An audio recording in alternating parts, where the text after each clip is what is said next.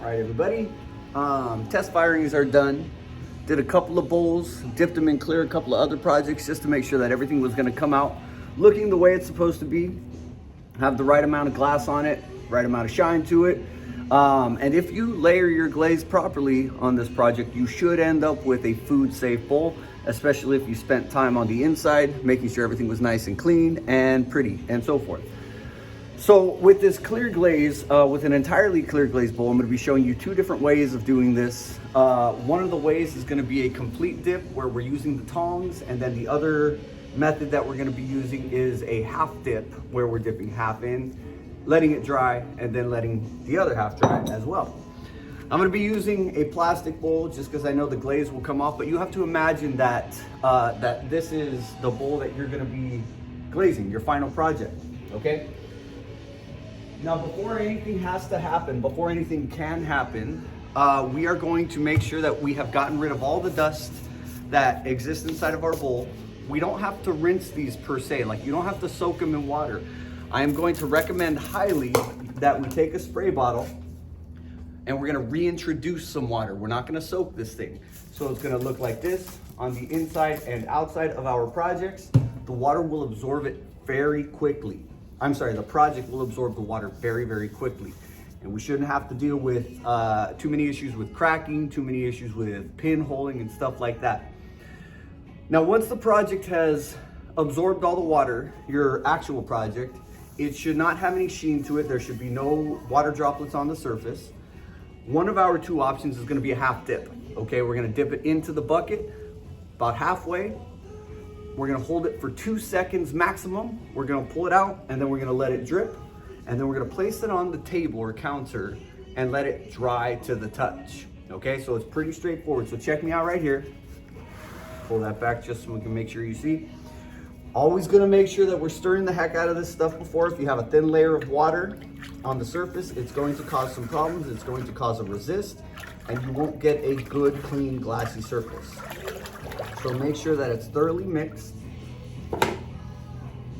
And then for a half dip, we simply go about halfway, 1, 2, let it drip. And then once this guy is pulled out, then we are going to let it sit on the table until it's dry to the touch. Fairly straightforward. Now we have to imagine that I'm fast forwarding what's happening here because of course I'm using a plastic bowl, so it's not absorbing the clay. Let's pretend 10 minutes have passed. The glaze is dry to the touch, you can handle it. We're gonna take the other half of the bowl and we're going to dip it in for the 2 seconds, and we're going to overlap just a little bit. You don't want to overlap too much. I'll show you what that looks like in a second. And then once the bowl is dipped and dripped, then we let it sit on the counter until it's ready to go, until it's dry.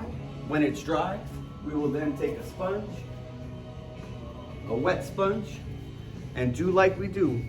We're gonna let it sit, and then we're gonna spin, and we're gonna wipe off all the extra stuff right there.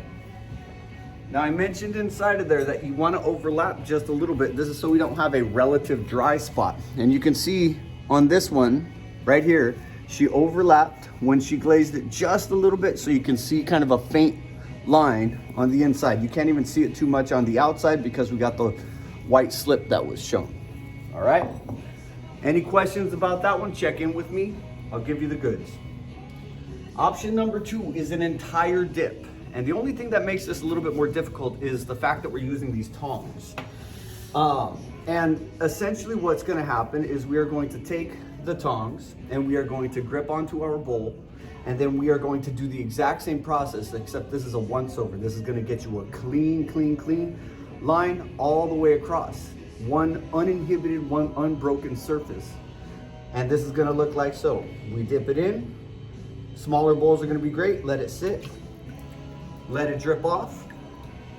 This sits on the counter until it is dry, and then we clean up the bottom. Mr. Parkhill, which one is better? Either one is gonna work fine as long as you follow the directions. This one's not gonna have the line in it, but what I have seen people do, we have to be smart about this one, is accidentally drop their bowl on the inside of this thing, and then we have to fish it out. That can cause some problems for the glaze, that can cause some problems for your project.